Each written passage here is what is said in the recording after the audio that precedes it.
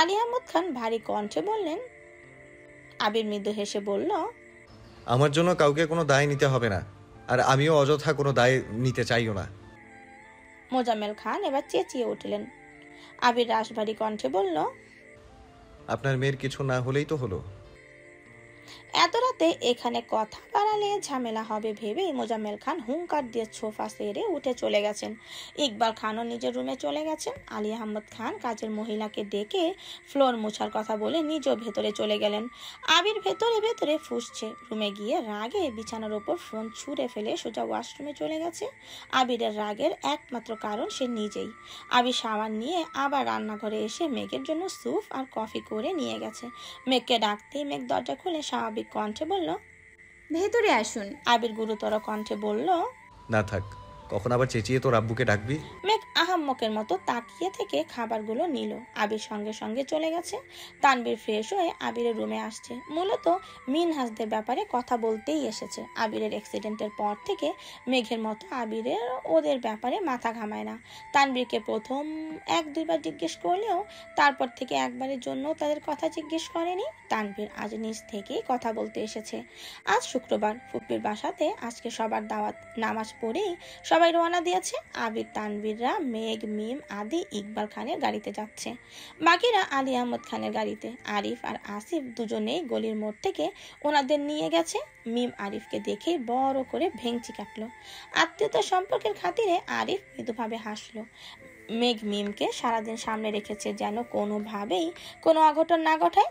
খাওয়া দাওয়ার পর্ব শেষ করে বিকেলের দিকে বাসার উদ্দেশ্যে রওনা দিয়েছে। আগামীকাল পরশু থেকে রমজান শুরু, তাই ফুপ্পির জোড়াজুড়িতে আজকে সবাই আসতে হলো। ফুপ্পির সাথে সবারই খুব ফরমাল সম্পর্ক। আবিররা ফুপ্পিকে যতটা আপন করে নিয়েছে, বড় ঠিক ততটা পারছে না। মাঝরাতে হঠাৎই আবিরের ফোনে কল বাজতেছে। আবির ঘুমের ঘোরে প্রথম কল কেটে দিয়েছে। খানিকক্ষণ বাদে আবারও ফোনে কল বাজছে। আবির কল রিসিভ করে অর্ধ ঘুমন্ত অবস্থায় জিজ্ঞেস করলো, কে? পেতনি।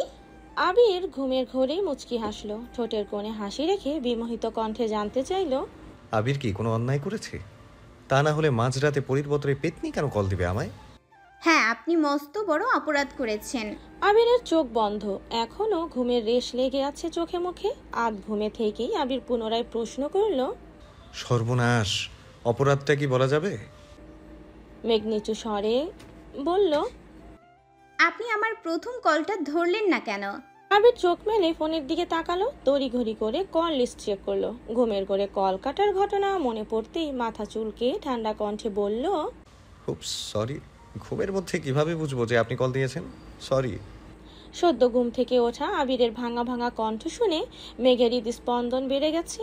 মনে হচ্ছে কি যেন হৃদয়ে ছুরির ন্যায় তোলপাড় চালাচ্ছে। সবকিছু যেন মুহূর্তেই তছনছ করে দিবে। মেঘ বুকের বাম প্রকোষ্ঠে হাত রেখে নিজেকে সংযুক্ত করে ধীর স্থির কণ্ঠে প্রশ্ন করে, সেরি খাবেন না? উঠুন। আবির নিরস গলায় বলল, না খেয়ে কত রমজান কাটিয়েছি, এখন না খেয়ে রোজা রাখা অভ্যেস হয়ে গেছে। মেঘ শক্ত কণ্ঠে বলল, না খেয়ে থাকতেন কেন? তখন তো আর কেউ কল দিয়ে জাগিয়ে দিত না আমায়। মেঘ চাপা স্বরে বলে উঠল, এখন যেহেতু জাগিয়ে দিচ্ছে, তার মানে বুঝতে হবে অভ্যাস পরিবর্তন করার সময় হয়ে গেছে। তাড়াতাড়ি ওঠেন, আমি রাখছি। আবির তপ্ত স্বরে ডাকলো, মেঘ, জি। নিজেকে সব কিছুতে জড়িয়ে রাখিস। কোনো একটাকে কেন্দ্র করে চললে পরবর্তীতে তার ব্যথাটা সহ্য করতে পারবি না। মেঘ কপাল গুটিয়ে গম্ভীর কণ্ঠে শুধালো, রাত বিরাতে এসব কি কথা বলছেন? উঠবেন নাকি উঠবেন না বলুন? আরে বাবা, এখনই উঠতেছি, হাত মুখটা ধুয়ে আসি। ওকে। মেঘ কল কেটে তাড়াতাড়ি নিচে আসছে। ততক্ষণে টেবিলে খাবার রেডি। প্রথম রোজা বলে আজ আদিও উঠেছে। আবির হাত মুখ ধুয়ে কিছুক্ষণের মধ্যেই নিচে আসছে। আসার সময় তানবীরকেও ডেকে নিয়ে আসছে। মেঘের বিপরীতে বসতে বসতে আবির অল্প করে ভ্রু নাচালো। মেঘ অপ্রখর হেসে চিবুক নামিয়ে নিল। খাওয়া শেষে যে যার মতো রুমে চলে গেছে। আবির নামাজে যাওয়ার জন্য রেডি হচ্ছে।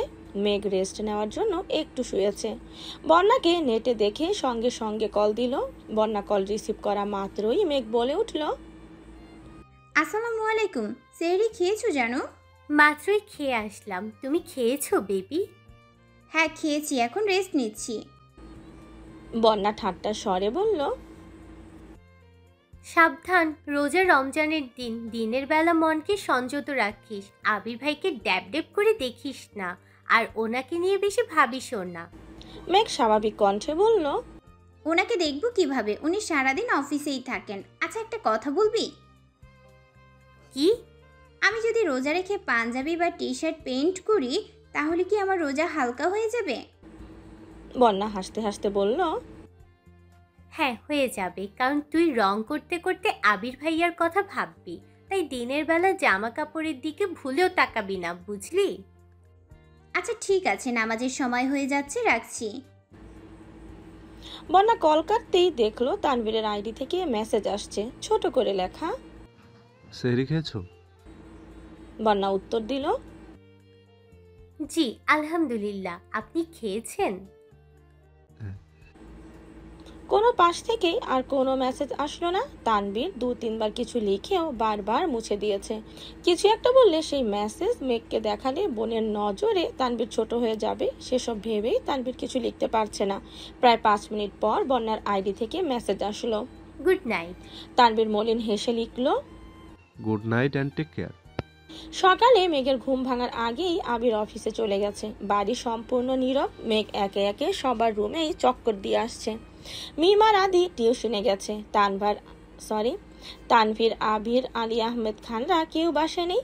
বাড়ির 3 কর্তি নিজেদের রুমে কোরআন শরীফ পড়ছেন। মেঘ ঘুরে ঘুরে নিজের রুমে এসে শাওয়ার নিয়ে অজু করে সেও কোরআন শরীফ পড়তে বসেছে। ইফতারের আগ মুহূর্তে আবিরা বাসায় ফিরেছে। প্রথম রোজা, তাই মালিয়া খান বারবার সবাইকে বলে দিয়েছেন যেন ইফতারের আগেই চলে আসে। মেঘ শরবত বানাচ্ছে। মেঘকে সাহায্য করছে। আর আদি দুপুর থেকে এই সোফায় বসে আছে। 10 মিনিট পর পর জিজ্ঞেস করে, মেঘ আপু, আর কতক্ষণ? আপু, আর কতক্ষণ পরে আজান দিবে?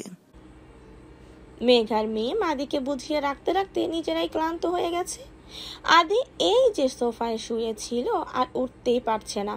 আবির ইফতারের আগে আগে এসে আদিকে কোলে করে চেয়ারে নিয়ে বসিয়েছে। চেয়ারে বসেও আদি হেলে পড়ে যাচ্ছে। আদির অবস্থা দেখে মেঘ মিম মিটিমিটি হাসছে। আলী আহমদ খান ভারী কণ্ঠে বললেন, সঙ্গে সঙ্গে মিমের হাসি থেমে গেছে। চুপচাপ ইফতার করতে বসে পড়েছে। মেঘ দাঁড়িয়ে দাঁড়িয়ে শরবতে একটু পর পর চিনি দিচ্ছে। প্রথমবারের মতো শরবত বানানোর দায়িত্ব মেঘ নিয়েছে। যদি ঠিকঠাক না হয় তাহলে বাড়ির সবার সামনে নাক কাটা যাবে, এজন্য আরো বেশি ভয় পাচ্ছে। আবারও চিনি দিতে যাবে, তখনই আবির মৃদু স্বরে বলল, আর কত চিনি দিবি? এবার থাম তো। চিনি দেওয়া দেখে একেবারেই সবার ডায়াবেটিস হয়ে যাবে। মেঘ কপাল গুটিয়ে তাকালো, কিন্তু কিচ্ছু বলল না। তানভীর বলে উঠল, প্রথমবার শরবত বানাচ্ছে, তাই এই অবস্থা। সপ্তাহখানেক বানালেই অভ্যাস হয়ে যাবে। আকলিমা খান রান্নাঘর থেকে আসতে আসতে প্রশ্ন করলেন, তানভীর, সব সময় তো তুমি শরবত বানাও, এবার দায়িত্ব মেঘকে দিয়েছো কেন? তানভীর মুচকি হেসে বলল, সবসময় আমার শরবত খেয়েছো, এবার আমার বোনের হাতের শরবত খাবে। সমস্যা কি? এই রমজান যেমন স্পেশাল, তেমন শরবতটাও স্পেশাল হবে। রমজান স্পেশাল কেন? বারে, কত বছর পর ভাইয়ের সাথে রমজান পালন করছি। তাছাড়া আমাদের ফুপ্পিকে পেয়েছি, স্পেশাল হবে না? হ্যাঁ, অবশ্যই।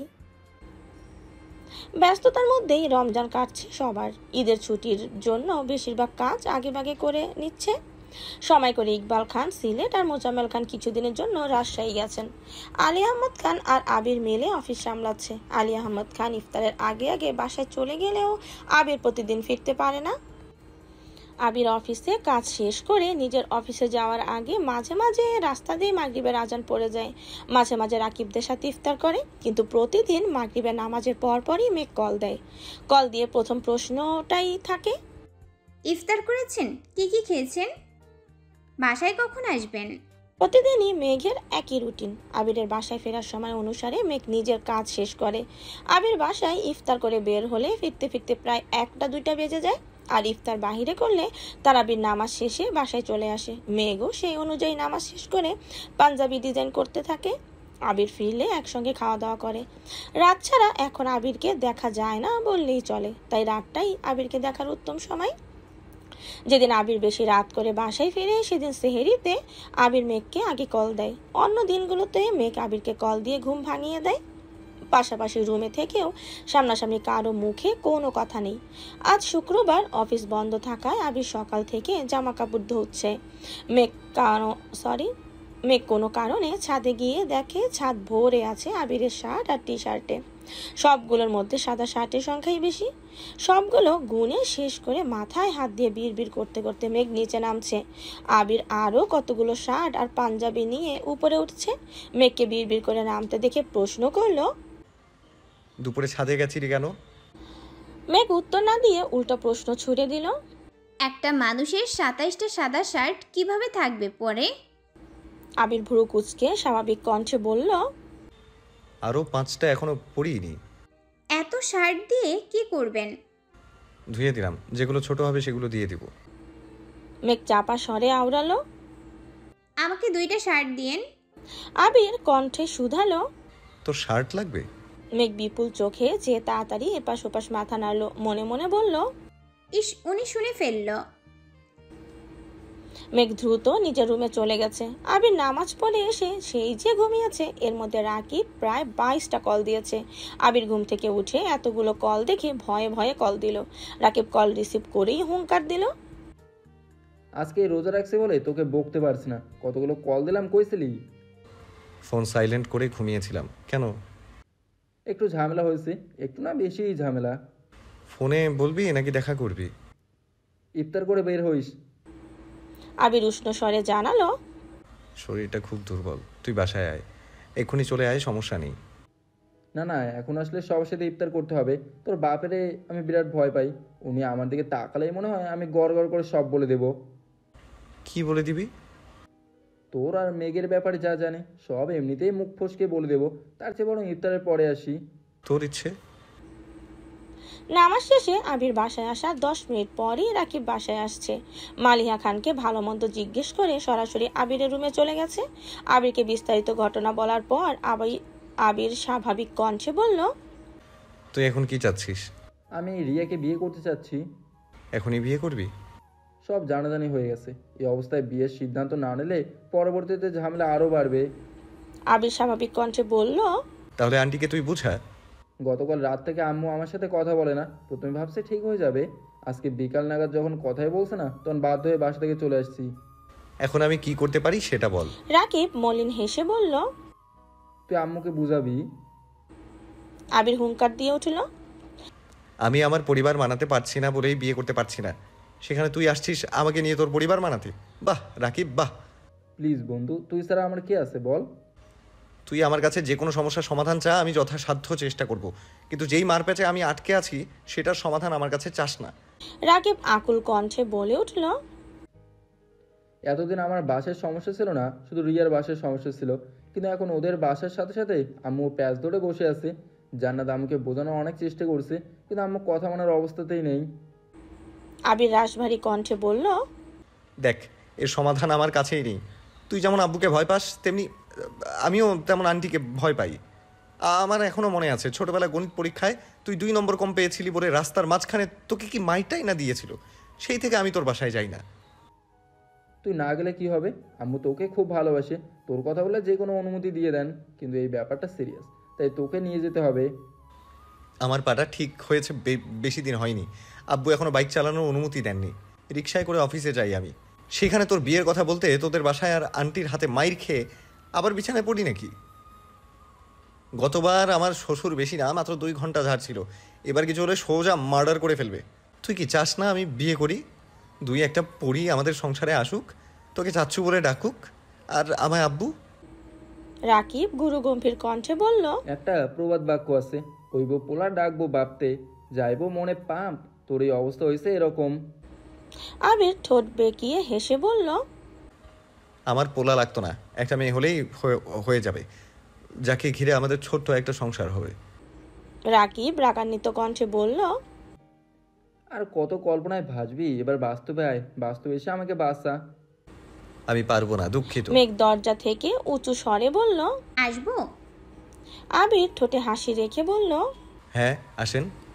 মেঘ মোলায়েম কণ্ঠে বলল, বড় আম্মা আপনাদের জন্য খাবার পাঠিয়েছেন। রাকিব ঘাড় ফিরিয়ে তাকিয়ে জিজ্ঞেস করলো, কেমন আছো আপু? আলহামদুলিল্লাহ ভালো। আপনি কেমন আছেন ভাইয়া? আমি তো ভালো নেই, আমার অবস্থা খুব খারাপ। কেন ভাইয়া, কি হয়েছে? তোমার আবির ভাইকে একটু বলো আমাকে সাহায্য করতে। ও ছাড়া আমি কাউকে ভরসা করতে পারবো না। তুমি একবার বলো মেঘ। মেঘ ভ্রু কুচকে সরুনেতে চেয়ে আছে, আচমকা প্রশ্ন করলো। কি বলবো? আবির গম্ভীর কণ্ঠে বলল, কিছু না, তুই রুমে যা। না মেঘ, তুমি যাবে না। তুমি আবিরকে একবার বলো, তারপর চলে যেও। মেঘ আবারও প্রশ্ন করলো। বলবো কি আমি? তুমি বলো আমাকে যেন আবির সাহায্য করে। মেঘ আবিরের দিকে কিছুক্ষণ তাকিয়ে মসৃণ কণ্ঠে বলল, রাকিব ভাইয়া কিসের সাহায্য চাচ্ছেন? করে ফেলুন সাহায্য। আবির স্বাভাবিক কণ্ঠে বলল। রাকিব পুনরায় বলে উঠল, আপু, তুমি জিজ্ঞেস করো আবির সাহায্য করবে কিনা, হ্যাঁ অথবা না। আবির চেঁচিয়ে উঠল। হ্যাঁ, করবো সাহায্য। হয়েছে? রাকিব স্বস্তির নিঃশ্বাস ছেড়ে হাসি মুখে বলল। এই না হলে আমার বেস্ট ফ্রেন্ড। আবির অগ্নি দৃষ্টিতে রাকিবের দিকে তাকিয়ে আছে। মেঘ চলে যেতে নিয়ে পুনরায় প্রশ্ন করলো। আচ্ছা, কি হয়েছে? রাকিব স্বাভাবিকভাবে জিজ্ঞেস করলো। তুমি রিয়াকে চেনো? আপনার গার্লফ্রেন্ড রিয়া আপু? রাকিব আবিরের দিকে তাকিয়ে বলল। বাহ, আবির? পুনরায় মেঘকে বলল। হ্যাঁ, আমাদের বাসার সবাই রিয়ার ব্যাপারে মোটামুটি জানতো। রিয়া দুই একবার আমাদের বাসায়ও আসছে, সবার সাথে আলাপও হয়েছে। রিয়া শারীরিকভাবে একটু অসুস্থ, এটা আমার বাসায় কেউ জানতো না। গতকাল কথায় কথায় এটা বলেছি, তারপর থেকে শুরু হয়েছে আম্মার চিল্লি। বাড়ির বড় বউ হবে, রোগী হলে কিভাবে হবে, লোকে কি বলবে, সারা জীবন ডাক্তারের কাছে দৌড়তে দৌড়তে শেষ হয়ে যাবে। আরও কত কি। আম্মু এখন আমার সাথে কথাই বলতেছে না, তাই তোমার আবির ভাইকে বলতেছি আমাদের বাসায় যেতে, আম্মুকে একটু বোঝাতে। রিয়া আপুর কি সমস্যা? শ্বাসকষ্ট, অ্যালার্জির সমস্যা, আরও কিছু সমস্যা আছে। মেঘ জানালা দিয়ে বাহিরে তাকিয়ে উদাসীন কণ্ঠে মনে মনে বলল। রিয়াপুর সামান্য সমস্যার কারণে আন্টি কত বছরের সম্পর্ক মানছেন না, আর আমি যে তার ছিঁড়া এটা জানার পর আমার শাশুড়ি কি আমাকে মেনে নেবেন? আবির মেঘকে ডাকতেই মেঘ নড়ে চড়ে উঠল। কথা শেষ করে দ্রুত রুম থেকে বেরিয়ে গেছে। মেঘ যেতেই রাকিব বলল। আজ মেঘ আসছিল বলেই বেঁচে গেলাম। আবির রাগান্বিত কণ্ঠে বলল। লোকে এজন্যই বলে কাউকে দুর্বল জায়গা চিনাতে নেই। আমি নিজেই এখন আদমরা, তাই তো মেঘকে দিয়ে সাহায্য চাইলাম। আচ্ছা, তুই না একবার বলছিলি মেঘ অসুস্থ? ঠিকই তো দেখলাম। আবির কপাল গুটিয়ে গুরুবার কণ্ঠে বলল। অসুস্থ না রে, বৃষ্টিতে ভিজছিলাম। ধমকের হাত থেকে বাঁচতে শ্বশুরের মুখের ওপর বলেছিলাম আপনার মেয়ের কিছু না হলেই তো হলো। যেই কথা সেই কাজ।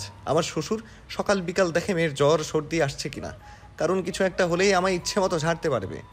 উনি যদি ডালে ডালে চলে, তবে আমিও চলি পাতায় পাতায়।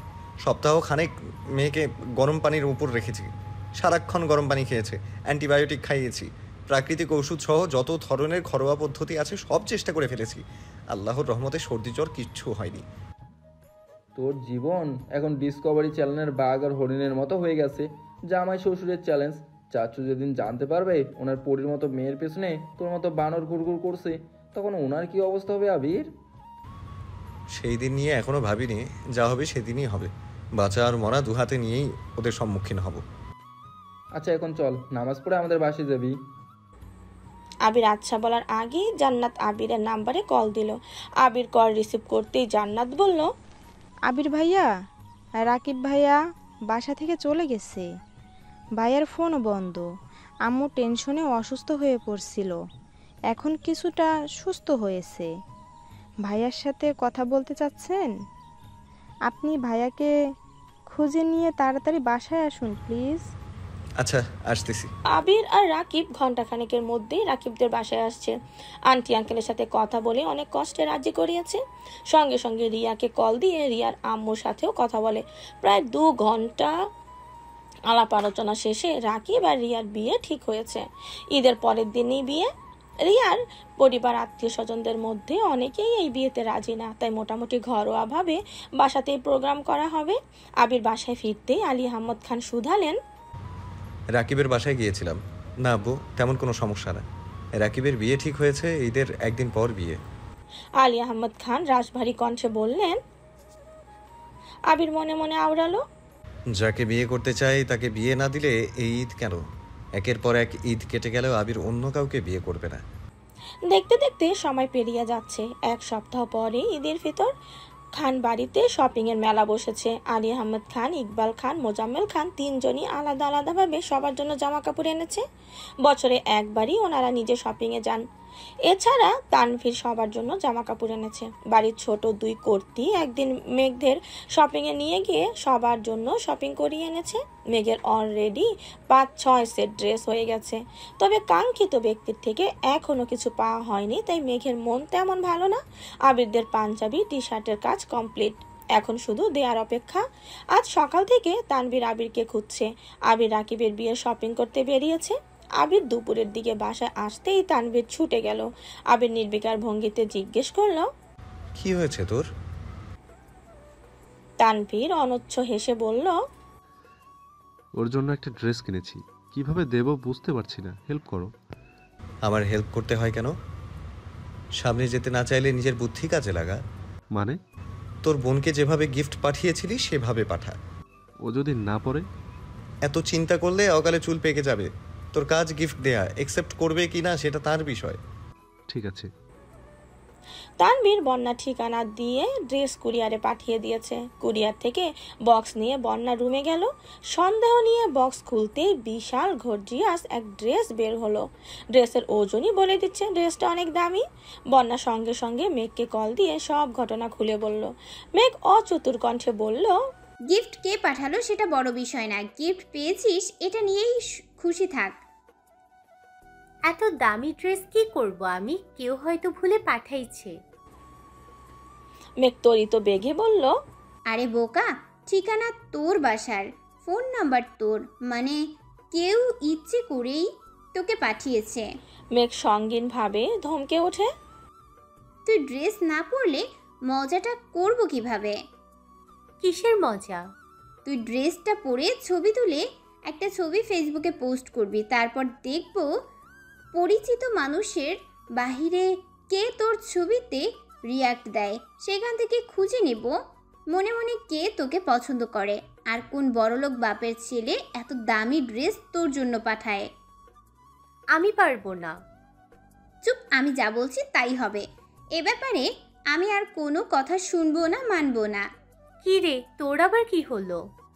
না, দেখছিলাম আবির ভাইয়ের স্টাইলে কথা বললে কেমন লাগে। রাখি এখন, টাটা।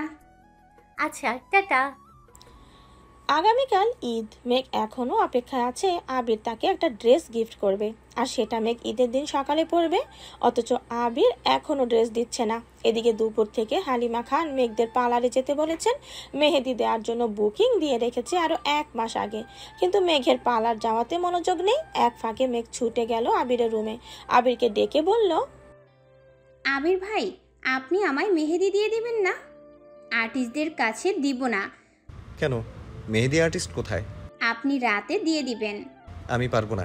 মিমকে নিয়ে তাড়াতাড়ি মেহেদি দিতে যা, ইফতারের আগে আগে চলে আসিস।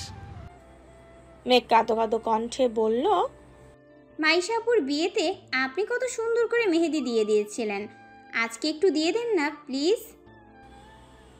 আবির রাগান্বিত কণ্ঠে বলল, মেঘ, উল্টাপাল্টা বায়না ধরবি না, যা বলছি তা শুন। মেঘ মন খারাপ